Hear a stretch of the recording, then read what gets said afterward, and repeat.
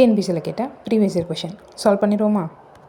கீழ்காணும் கூற்றுக்குரிய சரியான விடையை தேர்ந்தெடுக்கணும்னு கொடுத்துருக்காங்க. ஃபஸ்ட்டு, பகல் வெல்லும் கூகையை காக்கை, திருக்குறள் கொடுத்துருக்காங்க. இதுக்கான குறள் என்னென்னா, பகல் வெல்லும் கூகையை காக்கை இகல் வெல்லும் வேந்தற்கு வேண்டும் பொழுது. அதாவது தன்னை விட வலிமையான கோட்டான கூட காக்கை பகல் நேரத்தில் ஜெயிச்சிடும். ஸோ எந்த டைமில் செயல்படுறோம் அப்படிங்கிறது தான் முக்கியம்.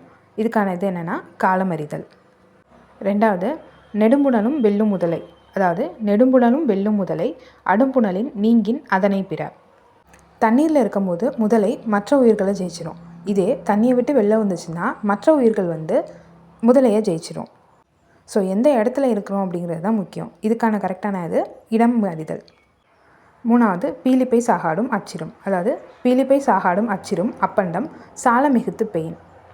இலகுவான மயிலிறகாக இருந்தாலும் அளவுக்கு அதிகமாக ஏற்றினோன்னா வண்டியோட அச்சு முடிஞ்சிடும். அது மாதிரி தான் வலிமை குறைந்த இடத்துல அளவுக்கு அதிகமாக சுமை ஏற்றினாலும் ஆபத்து. ஸோ இதுக்கான கரெக்டான ஆன்சர் வழியறிதல். நாலாவது, காலால் களரின் நரியிடும்னு கொடுத்துருக்காங்க. அது என்னென்னா, காலால் களரின் நரியிடும் கண்ணஞ்சா வேளால் முகத்த களிருங்கிறது யானை, வேலேந்தி வீரர்களை கூட யானை வீழ்த்திடும். அப்பேற்பட்ட யானை சேத்துல விழுந்துச்சுன்னா அதை நரிகள் கூட கொன்றும். ஸோ இதுக்கு கரெக்டாக பொருந்துறது இடமறிதல்.